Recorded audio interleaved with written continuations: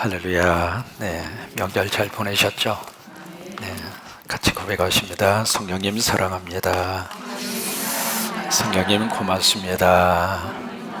성령님 오늘도 은혜 받게 해주세요. 주일날 아침에 예배가 이렇게 시작이 되는데 맨 앞에 집사님 한 분이 예배를 이렇게 드리시다가 설교 막 시작했는데 갑자기 벌떡 일어나시는 거예요. 일어나더니 신발을 벗어서 양발을 막 벗는 거예요.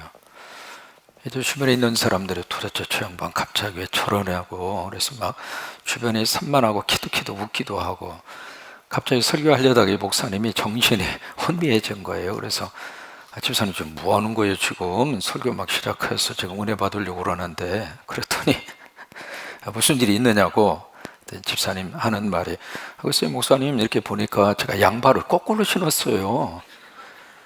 그럼 집에 가서 바꿔서 신든지 말든지 그러지, 예배 끝나고 나서 바꿔 신든지 말든지 그러지, 왜 설교하는데 왜 갑자기 일어서서 그러느냐고. 그랬더니 그 집사님 하는 말이, 평소 목사님이 잘못된 것은 당장 고치라고 그랬잖아요.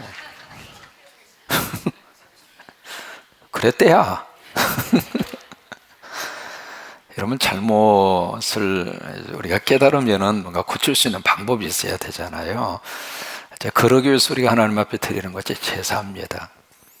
그러니까 이 제사는 지금 오늘날 우리들의 입장으로서는 예배죠. 그래서 예배를 통해서 우리가 은혜를 받잖아요. 은혜를 받으면서 부족한 것은 하나님이 다 만져주시기를 바라고, 예배를 통해서 다시 우리가 새롭게 만들어지고 하나님이 다듬어 주시고, 그게 이제 구약에서는 예배거든요. 그래서 이제 레위기 1장에 보시면 번제를 취급하고 있고, 2장으로 가서 보시면 소제를 취급하고 있고, 3장에서는 화목제를 다루고 있습니다. 이 소제라고 하는 것은 피가 없는 유일한 제사여서 이 번제를 바칠 때 소제를 같이 바쳐요. 그래서 소제를 가리켜서 부속 제사라 그래요. 세컨더리 어퍼닝이라. 그래서 번제가 앞서서 하고 그 번제에다가 이 소제를 같이 이렇게 덤으로 해서 부속 제사라 그래요. 근데 이제 레위기서를 좀 읽으면서 느끼는 것이 있는데, 그것이 바로 뭐냐면 번제, 소제, 화목제에 대해서는 간단하게 지나가요. 별로 그렇게 길게 다루지 않습니다. 왜냐하면 그 이유가 있습니다. 이미 번제, 소제, 화목제는 오래전부터 지켜온 제사예요. 우리 식으로 말하면 일반적인 예배라 그 말이에요. 우리가 주일날 주일 예배 드리죠. 수요일날은 수요 예배 드리죠. 새벽에는 새벽 예배 드리죠. 금요일에는 금요 성령 예배 드리죠. 이게 오랫동안 우리 민족에게 주신 예배의 전통이라 그 말이에요. 그래서 번제나 소제나 화목제는 일반적으로 쭉 지켜오던 그런 제사예요. 그러다 보니까 그에 대해서는 길게 설명할 이유가 없어서 이미 다 알고 있는 내용들이니까. 이미 창세기 보시면은 거기 이제 아벨과 가인이 하나님 앞에 제사를 드리잖아요. 그 아벨이 바친 제사가 번제입니다. 그리고 가인이 바친 제사가 소제입니다.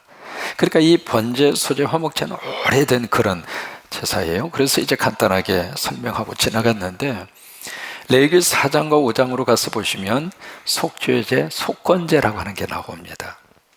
근데 이 두 가지 제사에 대해서는 레위기서에 굉장히 과정도 그러고, 언제 바쳐야 되는가, 어떻게 바쳐야 될 것인가, 그 모든 제사를 바쳐지는 그 과정, 프로세스에 대해서 아주 디테일하게, 이제 그렇게 이제 속죄제, 속건제 제사를 레위기서가 다루고 있어요.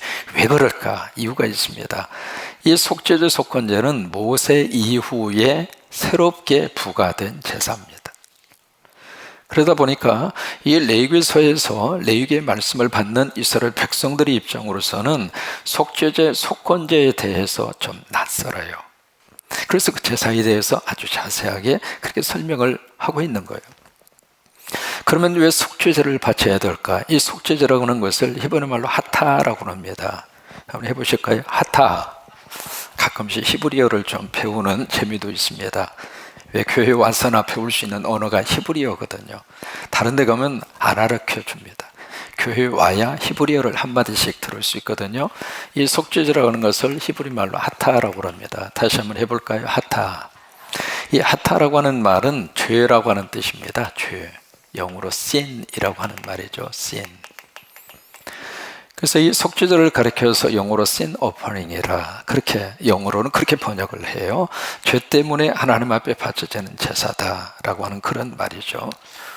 그러면 왜 이 속죄제를 하나님이 바치라고 하셨을까? 두 가지 이유가 있습니다. 첫째로 번제를 통해서 우리가 하나님으로부터 죄 용서받고 구원받았어요. 그럼에도 불구하고 사람은요, 그리고 나서 그때부터 죄를 범하지 않는가? 안 그래요. 오늘 회개했지만 내일 또다시 죄를 범해요. 내일 회개하고 또 그 다음에 또 죄를 범해요. 그러니까 인간의 연약한 모습이에요. 그래서 우리들은 계속 이미 죄사함을 받고 하나님의 백성이 되고 예수 믿고 신앙생활하고 교회 나오고 예배드리지만, 예배 끝난 다음에 바로 로비에 가서 갑자기 감정이 상할 수가 있습니다. 이게 사람이거든요. 그래서 우리가 속죄제가 필요한 거예요. 그래서 우리가 매일매일 짓는 그 죄에 대해서 용서받을 수 있는 길을 하나님이 열어주신 거예요. 그래서 이제 속죄제를 바쳐라, 그렇게 말씀을 하시고 있는 것이고, 두 번째는 이게 우리가 죄를 짓는데 어떤 고의적으로 죄를 지을 수도 있지만은 때로는 부지부식간에 전혀 의도성이 없이 죄를 범할 때가 있을까요, 없을까요? 있어요. 나는 그 의도가 아니었어요. 근데 어떻게 하다 보니까 죄를 범했어요. 그래서 이제 그럴 경우에 그 죄를 용서받을 수 있도록 하나님이 주신 제사가 속죄제예요. 그래서 오늘 2절에 보시면은, 그래서 이제 그 말씀을 주시는 것이거든요. 2절에 보시면 이스라엘 자손에게 말하여 이르라, 누구든지 여호와의 계명 중에 하나라도 어떻게 범했느냐면 그릇 범하였으되, 거기에 그릇 범하였다라고 하는 것은 영어로 sin, 죄는 죄인데 unintentionally라고 하는 단어를 씁니다. intention이라고 하는 말은 고의적으로 하는 것을 intention이다, 그렇게 이야기해요. 어떤 거기에 분명한 어떤 의도가 있어요. 그래서 처음부터 계획을 했어요. 그렇게 해서 나가는 죄는 인텐션이다, 어떤 고의성이 있는 거예요. 의도적으로 이제 행동하는, 그것을 통해서 만들어지는 그 죄는 고의적인 그런 죄인데, 여기서 말하고 있는 이 2절에서 말하는 그릇 범한다는 이야기는 그런 고의성이 없어요. 그러니까 어떤 무심코, 그렇게 표현해 볼까요? 본의 아니게 어떻게 하다가 보니까. 그래서 여기에 13절에서도 같은 말씀을 13절에서는 그렇게 표현을 합니다. 만일 이스라엘 온 회중이 여호와의 계명 중 하나라도 어디 중에, 부지라고 하는 단어를 씁니다. 부지라고 하는 것은 내가 인지하지 못했다, 그 말이에요. 잘 몰라서 범했다, 그 말이에요. 22절도 마찬가지입니다. 만일 족장이 그의 하나님 여호와의 계명 중에 하나라도 부지 중에, 그 다음 27절도 마찬가지죠. 만일 평민의 한 사람이 여호와의 계명 중에 하나라도 부지 중에, 이 다 같은 말입니다. 고의성은 없는데 그냥 어떻게 하다 보니까 하나님의 말씀을 어겼고 하나님의 계명을 범하는 그런 죄를 지었다, 그 말이에요. 그 죄를 범했을 때에 그 죄를 용서받을 수 있도록 하나님 앞에 드리는 제사가 속죄제예요. 이렇게 질문 한번 해볼까요? 사람은 실수할 수 있을까요, 없을까요? 다 실수합니다. 어느 분이 이제 성격이 굉장히 괴팍한 그분이, 자기 부인이 너무 은혜를 받고 교회에 푹 빠져서 그렇게 지내는 거예요. 그게 너무 못마땅한 거예요, 그 남편이. 그래서 한 번 이제 작정하고, 이 예편내 말이야, 내가 한번 요절을 내겠다 생각을 하고, 마침 이제 부흥지표가 열렸는데 이 마누라가 교회 가서 밤 늦게까지 교회에서 안 오는 거예요. 그래서 이제 오늘 내가 결단을 내겠다 생각하고 화가 막 끌어서 딱 와서 이제 문을 확 열게 보니까 마침 자기 마누라가 뒤에 앉아 있는 거예요. 그냥 순간적으로 마누라 머리끄댕이를 잡고 막 교회 바닥으로 끌고 가서 막 개패듯이 팬 거예요. 딱 패고 나서 정신을 딱 차리고 보니까 자기 마누라가 아니라 면장 부인을 때린 거예요. 와, 세상에 두들겨 패고 딱 보니까 세상에 잘못 찍은 거예요. 여러분, 결정적으로 실수를 했죠. 어떻게 해요? 면장 부인 앞에서 싹싹 비는 거예요. 한 번만 봐달라고, 한 번만 봐달라고. 그러니까 면장 부인의 참 믿음이 있는 그런 분이셨어요. 그분이 당신 용서받고 싶느라고, 정말 한 번만 용서해 달라고. 그러면 다음 주부터 교회 나오라고. 그래가지고 그 다음 주부터 교회 나와서 신앙생활 잘 했대야. 이게요, 어떤 행동을 하긴 했지만 그 행동이 결정적인 실수를 자아내기도 하더라 그 말이에요. 그래서 그 실수에 대해서 하나님은 용서받을 수 있는 길을 열어주셨어요. 그것이 바로 속죄제예요. 그럼 이 속죄제의 특성이 있습니다. 몇 가지 특성이 있는데, 첫째로 번제는 모든 것을 송두리째 다 하나님 앞에 태워서 바쳐요. 그리고 그것이 이제 번제거든요. 근데 이 속죄제는 모든 것을 다 태워서 바치는 게 아닙니다. 번제에 단에다 태우는 것은 기름만 태웁니다. 기름만 태우고 그 나머지 고기로부터 시작해서 내장부터 시작해서 가죽부터 시작해서 모든 것들은 전부 다 진 밖으로 가져갑니다.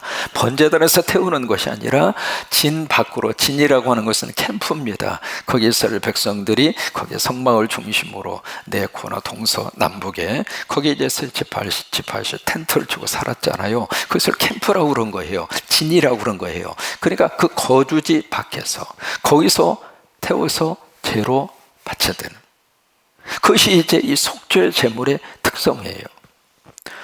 여기 10절과 12절에 보시면 그 내용을 우리에게 설명을 하고 있습니다. 10절에 화목제물의 소액에서 떼어냄 같이 할 것이요. 그냐면 이제 그런 식으로 떼어 분리하라 그거죠. 제사장은 그것을 번제단 위에서 불사를 것이다. 그것이 바로 뭐냐면 8절과 9절에서 말씀을 하고 있는 기름이에요. 그 기름을 번제단 위에서 불로 살라서 바쳐라. 그리고 11절 수송아지의 가죽, 고기, 머리, 정강이, 내장, 그 다음에 똥, 송아지의 전체를 진영 바깥 재 버리는 곳인 정결한 곳으로 가져다가 불로 나무 위에서 사르되 곧 재 버리는 곳에서 불사를 지니라. 여러분, 이 레위기를 어떻게 해석해야 되느냐면 레위기서에 대한 해석은 히브리서입니다. 그래서 레위기하고 히브리서는 같이 읽어야 돼요. 그래서 레위기서 전체에 대한 것을 우리에게 신학적으로 인터프리테이션, 해석을 해주고 있는 것이 히브리서예요. 그래서 히브리서 13장 10절로 13절에 보시면 이 내용을, 레위기서의 이 속죄제의 제물에 대한 이 내용을 히브리서 13장 10절에서 13절에서 해석을 해주고 있어요. 거기 보시면은 한번 찾아가 보시면 좋겠습니다. 히브리서 10장 13장 10절에서 13절. 좀 번거롭더라도 히브리서 13장 10절에서 13절.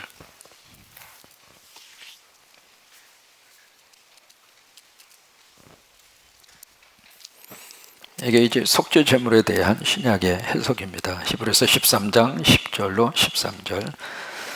찾으셨으면 한번 10절부터 시작. 우리에게 제단이 있는데 장막에서 섬기는 자들은 그 제단에서 먹을 고난이 없나니 이는 죄를 위한 짐승의 피는 제사장이 가지고 성소에 들어가서 그 육체는 영문 밖에서 불사름이라.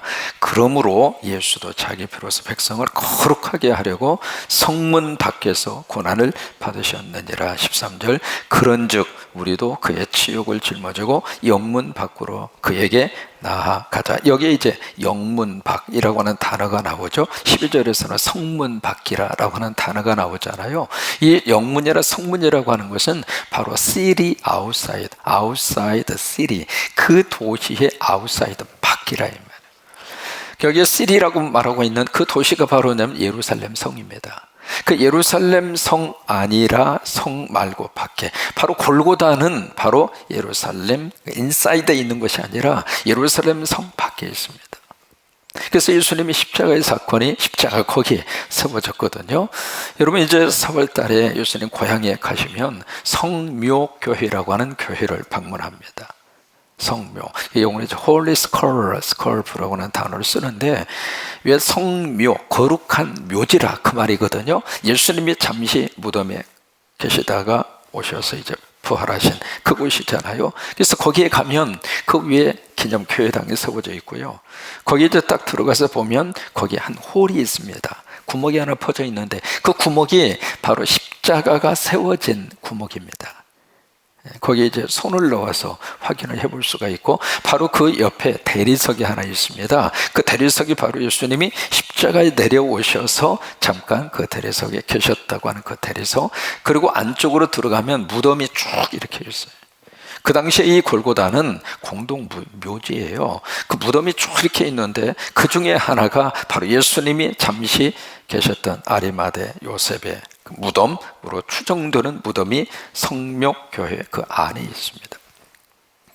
이게 오랫동안 그 예수님의 무덤으로 추정되는 무덤이 닫혀 있었어요. 그걸 공개를 안 했습니다.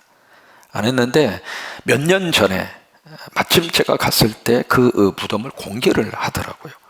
그래서 전 세계에서 많은 우리 순례자들이 거기에 와서 예수님이 잠시 계셨던 무덤 안을 들어가서 직접 볼 수 있는 그럴 때가 잠깐 있었어요. 바로 그 골고다가 바로 성 밖에 있었다 그 말이에요. 우리로 말하면 사대문 밖에 있었다 그 말이에요. 그러니까 속죄제를 그렇게 해서 하나님 앞에 바치는 거예요. 그 다음에 두 번째로 이 번제는 하나님 앞에 태워서 그 냄새를 하나님 앞에 바치는 거예요. 근데 이 속죄제는 그렇게 해서 바치는 제물이 아니라 내가 제가 되는 거예요. 완전히 연소를 시켜서 내가 제가 돼서 그것을 진 밖에 캠프 밖으로, 그리고 영문 밖에다가 버리는 거예요. 그것이 바로 이 속죄 제사의 특징이에요. 세 번째는 이게 누가 속죄 제사를 드리느냐에 따라서 제물의 종류가 달라집니다. 그러니까 가장 먼저 나오는 게 제사장이거든요.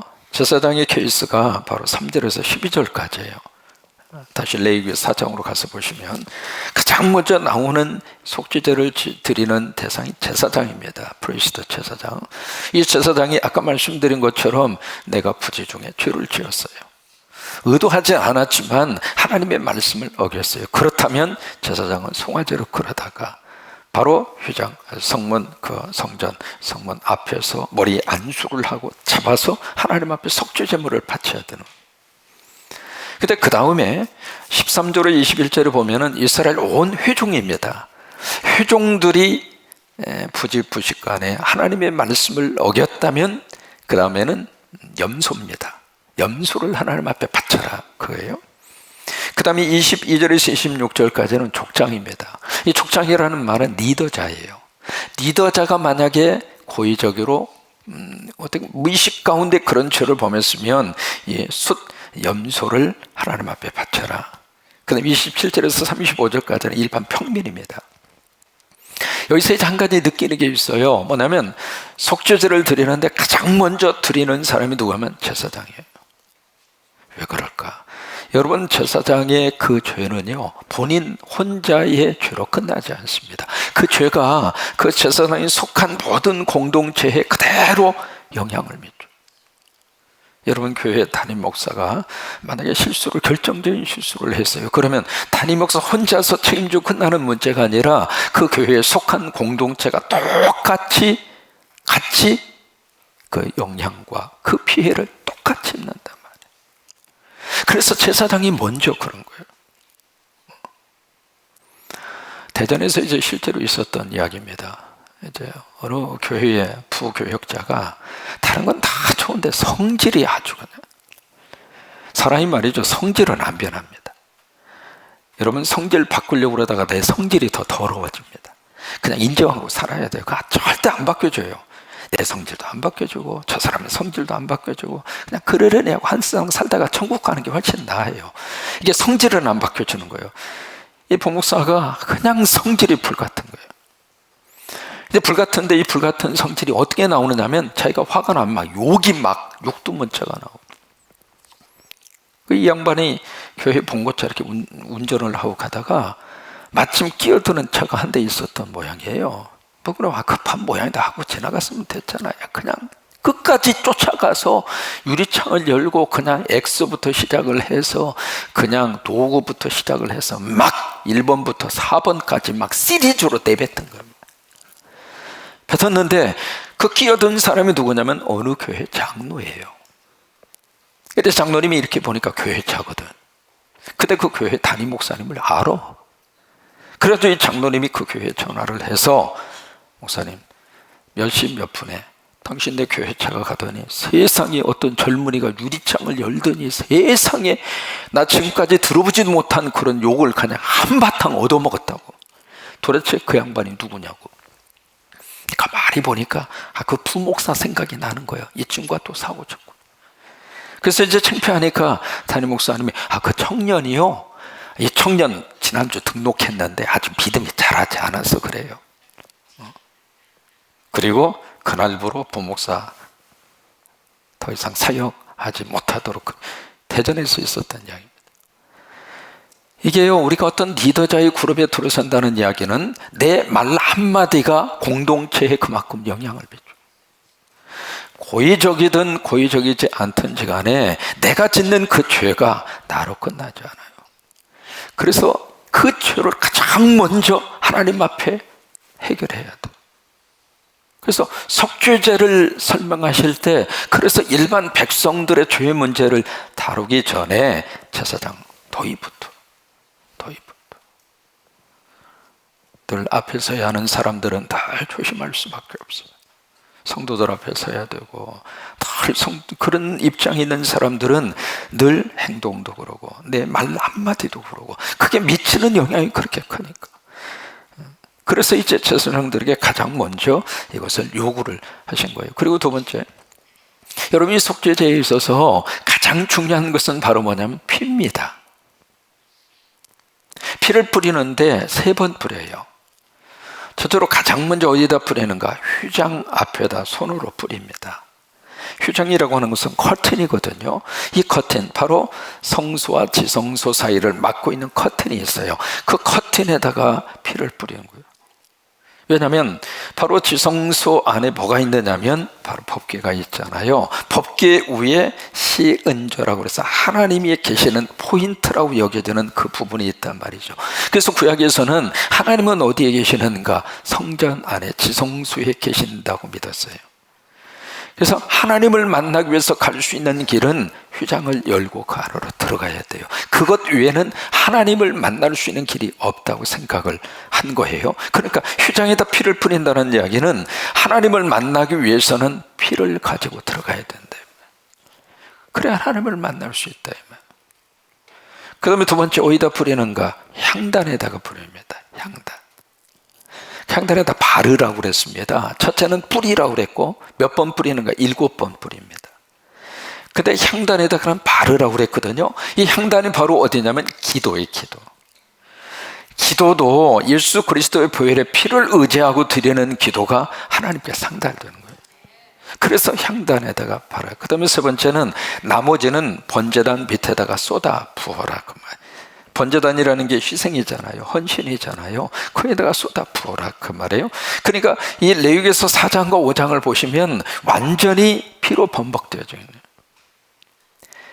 이게 각 성경마다 키워드가 있습니다. 핵심 단어가 있어요. 그리고 핵심 구절이 있습니다. 하박국에서는 뭐예요? 그러니까 어느 성경이든지 핵심 키워드가 있어요. 그런 것처럼 이 레위기에서도 키워드가 있습니다. 그것이 바로 레위기 17장 11절입니다. 한번 찾아가 보실래요? 이것이 레위기에서 전체의 핵심 주제예요. 레위기 17장 11절.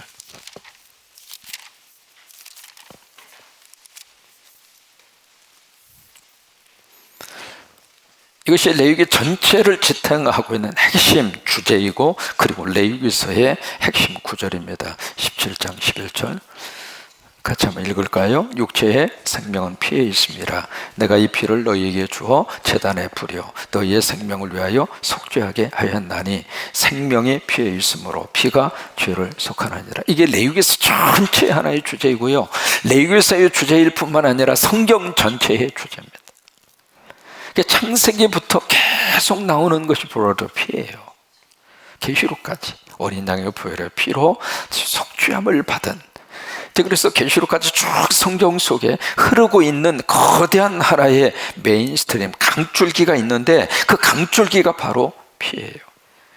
그래서 여러분, 옛날 성경이 어떤 의미에서 더 의미가 있습니다. 지금은 다 금박이잖아요. 다 금을 칠했잖아요. 근데 옛날 성경에서는 기억나세요? 여기가 다 무슨 색깔이었죠? 빨간색이었어요. 나 그게 더 성서적이라고 생각해요. 물론 이제 금색을 칠했다고 뭐 나쁜 건 아니지만, 그래도 빨간색으로 성경은 이렇게 칠한 거예요. 그 보혈의 피를 의미하는 그런 상징적인 색깔이었잖아요. 그러니까 바로 성경 속에는 그런 피가 흐르고 있는 거예요. 그 피가 우리를 속하고, 그래서 거대한 두 개의 피가 흐르고 있습니다. 바로 유월절. 구약에서는 유월절이 있고 신약에서는 골고다가 있는 거예요. 그래서 유월절 어린 양의 피를 통해서 바로 죽음의 사자가 패스오버 하잖아요. 지나가잖아요. 그래서 살아나게 된 것처럼 우리는 골고다에 흐르는 예수 그리스도의 보혈의 피를 의지하고 죽음을 패스오버해서 하나님의 자녀가 되고 죄를 용서받고 천국의 백성이 되고, 그래서 이 성경은 이 두 개의 큰 하나의 피에 가장 중요한 두 축에 딱 있나요? 구약에서는 유월절 어린 양의 피, 신약에서는 골고다 예수 그리스도의 보혈의 피. 여러분, 이 피는요, 피가 성경에서 여러 가지 이야기합니다만은 피가 바로 뭐냐면 생명이라고 말씀하셨잖아요. 피가 바로 생명이에요. 이것은 영적인 의미도 있습니다만은 실질적으로 사람 피가 있으면, 피가 없으면 살아요, 못 살아요? 뭐 물어보는 말하죠. 사람의 여러 가지 가장 중요한 것 가운데 하나가 바로 피예요. 사람이 영양분이 보충이 돼야 되고 산소 공급이 안 되면 끝나잖아요. 물도 중요하고 음식도 중요하지만 가장 중요한 것은 산소, 옥시전, 산소예요. 이거요, 코 막고 입 막고 한번 버텨보자, 한번 테스트 해보면 이거요 1분, 2분, 3분 이거 보통 일이 아닙니다. 우리는 편하게 이렇게 숨 쉬고 있으니까 뭐 코 막고 입 막고 한 5분 못 견딥니다. 눈 아래 튀어져 나옵니다. 가장 중요한 건 산소예요. 산소. 그 다음 왜 산소가 우리에게 필요한가? 산소가 우리 몸 안에 들어와서 몸 구석구석마다 이게 영양분이 공급이 돼야 되고 산소가 공급이 돼요. 여기 뇌로 산소가 공급이 약간만 정지가 돼도 사람은 끝나는 거예요. 그만큼 중요한 거예요. 근데 그 산소를 누가 운반을 해주는가? 피가 운반을 해주는 거예요. 피가 몸 구석구석마다 쫙 퍼져져 있는 시필초를 통해서, 피를 통해서 영양분도 공급하고, 이번에 여러분 떡국 드셨잖아요. 그 떡국 영양분 만들어서 지금 열심히 피가 지금 나르고 계시는 거예요. 그래서 영양분을 공급을 하고, 또 하나 그 피가 바로 산소를 운반을 해주는 거예요. 그렇게 해서 이제 사람이 이렇게 생명을 가지고 살아가도록 그렇게 하는데, 그 피 가운데서도 바로 적혈구하고 백혈구가 있잖아요. 가장 중요한 일을 하는 것은 적혈구예요. 근데 참 신비롭습니다. 우리 신체 자체가 이 피 적혈구가요 계속해서 한번 생성하고 나서 영원히 사는 것이 아니라, 이 적혈구는 자기의 임무를 다 하면 죽어요. 그리고 다시 적혈구가 다시 태어나요. 우리 몸은요 십자가와 부활로 우리 생명이 유지되는 겁니다. 내 몸에서. 그래서 하루에 적혈구 3,000억 개가 적혈구가 죽습니다. 그리고 다시 그만큼 적혈구가 다시 태어나는 거예요. 참 예수 그리스도의 이 죽음과 부활의 영성이 우리 몸 안에 생명으로 지금 우리 안에 흐르고 있는 거예요. 참 신비롭죠. 아하, 한번 해볼까요? 시작. 아하, 그래요. 이게 보통 일이 아니에요. 그렇게 해서 이제 우리 몸이 지금 살고 있는 거예요. 그러니까 피가 생명이라고 하는 것은 벌써 우리 육체에 있었어도 바로 생명이 되는 거예요. 또 하나, 이 피가, 사람 몸은요 이게 가만히 있으면 계속 노폐물이 쌓입니다. 이산화탄소, 요소, 요산, 그런 것들이 막 쌓여요. 이 찌꺼기를 청소해 줘야 돼요. 정화를 시켜주고. 그 일을 하는 것이 신장이잖아요. 신장, 키드니. 근데 신장이 그 일을 하는데, 그 일을 할 수 있도록 역할을 하는 것이 역시 옥시전, 바로 산소예요. 근데 그 일을 할 수 있도록 또 그 일을 해주는 것이 바로 피에 있는 적혈구예요. 여러분, 적혈구는 참 고마운 존재입니다. 보통 고마운 게 아니에요. 이 적혈구가 50만 번을 왔다 갔다 하면서 내 몸 안에 있는 쓰레기를 청소해줘요. 참 감사하죠. 우리는 인지하지 못하는 사이에 우리 안에 속죄의 은혜가 흐르고 있는 거예요. 매일매일마다.